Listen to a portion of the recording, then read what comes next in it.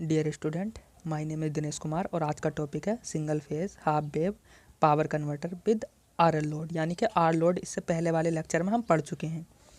इसकी वर्किंग कैसे होती है कि आपकी जो आर लोड है उसी की तरह होती है, बस इंडक्टिव लोड होने के कारण इसमें क्या रहती है, half L I square energy क्या होती है आपकी स्टोर होती है। यानी कि पॉजिटिव हाफ साइकिल में ये क्या करेगा, एनर्जी को स्टोर करेगा। दूसरा, अगर मेरे पास थारिस्टर है तो थारिस्टर को क्या कराऊंगा, ट्रिगर कराऊंगा। अगर मैंने फायरिंग एंगल क्या रखा, एल्फा पर क्या करा, ट्रिगर कराया, तो पॉजिटिव हाफ साइकिल में वोल्टेज पाई पर, यानी कि ये कोई मेरी साइकिल है तो यहाँ पर पाई पर क्या हो जाएगा, ये ज़ीरो हो जाएगा। क्या हो जाएगा, जीरो हो जाएगा। फिर निगेटिव साइकिल में क्या रहेगा, ये ओपन सर्किट की तरह व्यवहार करेगा। ठीक है। अब दूसरा क्या रहेगा कि आप पाई पर वोल्टेज तो जीरो हो रहा है, करंट जीरो नहीं होगा, क्योंकि जब पाई पर एक साइकिल में आपके ये करंट भी जीरो होगा। जब यहाँ पर क्या है, हाफ एल आई एक एनर्जी क्या है, स्टोर हुई है, तो एनर्जी स्टोर होगी तो वो निगेटिव साइकिल में भी क्या करेगी, इसके करंट को भी क्लोज लूप बनाए रखेगी। क्या करेगी, क्लोज लूप बनाए रखेगी। ठीक है। इसके वेवफॉर्म से देखते हैं। मेरे पास ये कोई साइन वेव है, 0 पाई 2 पाई 3 पाई 4 पाई। अब एल्फा एंगल पर क्या करूँगा, ट्रिगर कराऊंगा। क्या कर दिया, फायरिंग एंगल कितना रखा, एल्फा।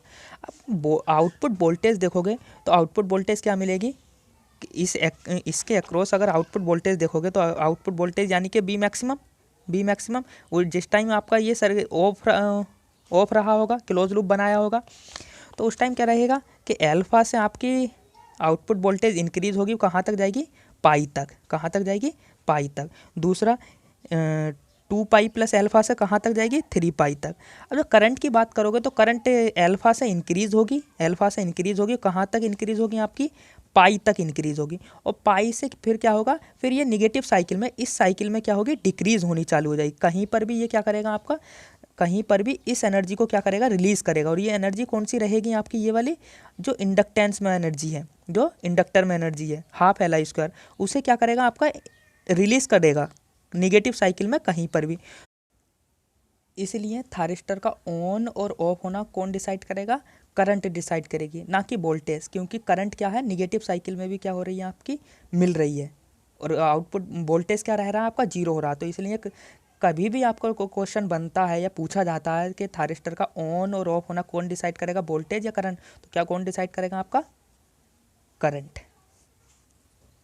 तो जो इसकी आउटपुट वोल्टेज मिलेगी पाई पर ना मिलकर कहाँ मिलेगी, बीटा एंगल पर। यहाँ तक इंक्रीज होगी, इंक्रीज होने के बाद बीटा, फिर शार्पली क्या होगी आपकी, बीटा पर क्या हो जाएगी, ये रिलीज हो जाएगी। फिर उसके बाद मिलेगी आपको जीरो वोल्टेज। ठीक है। अब जब आप बीटी के अक्रॉस या थारिस्टर के अक्रॉस आउटपुट वोल्टेज देखोगे तो आउटपुट क्या होगा कि पहले हम इसमें केबीएल इक्वेशन लगाएंगे। तो केबीएल कितनी होगी, बी एम बराबर V T plus V naught. अगर बी टी चाहिए तो आपको तो कितनी हो जाएगी, बी एम माइनस का बी नोट, यानी कि बी एम बराबर V T plus V naught, और बी टी चाहिए तो कितनी हो, बी एम माइनस का बी नोट।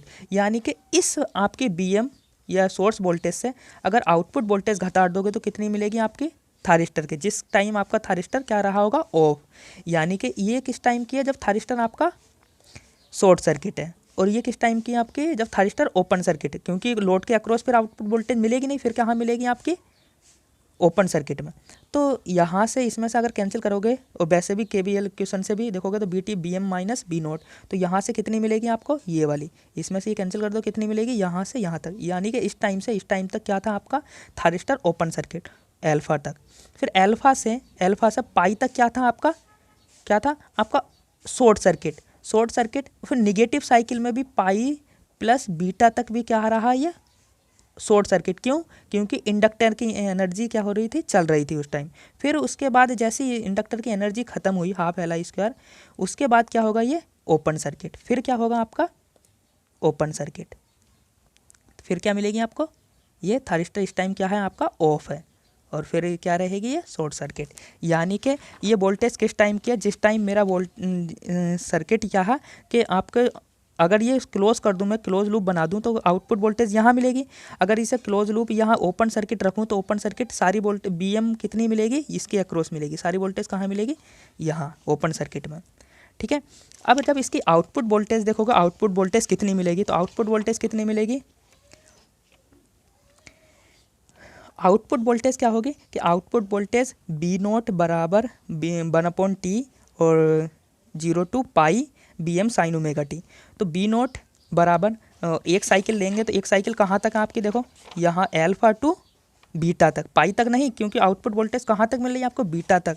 तो कितनी मिलेगी, और टाइम पीरियड कितना है, एक साइकिल कहाँ तक है, 2 पाई तक। तो कितनी आ जाएगी, बी नोट बराबर 1/2 pi alpha to beta B M sine omega T D omega T. और इसका इंटीग्रेशन करोगे तो इंटीग्रेशन कोस और बी आउटपुट कितना मिलेगा, बी एम अपॉन 2 पाई कोस एल्फा माइनस का कोस बीटा वोल्ट। अगर करंट चाहिए आपको तो करंट कितनी मिलेगी, बी नोट अपॉन जेड, तो आई नोट कितनी आ जाएगी, V M upon 2 pi Z cos alpha minus cos beta, ये एम्पियर। ठीक है, थारिस्टर बीटा एंगल तक क्या करेगा आपका, शॉर्ट सर्किट रहेगा, वरना कहाँ तक रहना चाहिए, अल्फा टू पाई तक। तो बीटा एंगल तक क्या रहेगा, शॉर्ट सर्किट। और ये बीटा एंगल क्या है आपका, एक्सटेंशन एंगल। कौन सा, एक्सटेंशन एंगल, जहाँ से आपका जिस टाइम तक आपका थारिस्टर शॉर्ट सर्किट रहा हो या आउटपुट वोल्टेज मिल रही हो, वो क्या रहता है आपका, एक्सटेंशन एंगल। और कभी भी आपको कोई न्यूमेरिकल या कुछ भी सॉल्व करना हो तो सबसे पहले कि आपका कोई सर्किट दिया हो तो उसकी केवीएल इक्वेशन जरूर लगा लेना। तो केवीएल इक्वेशन क्या लगाओगे, बी एम बराबर V T plus V naught. ठीक है, थैंक यू।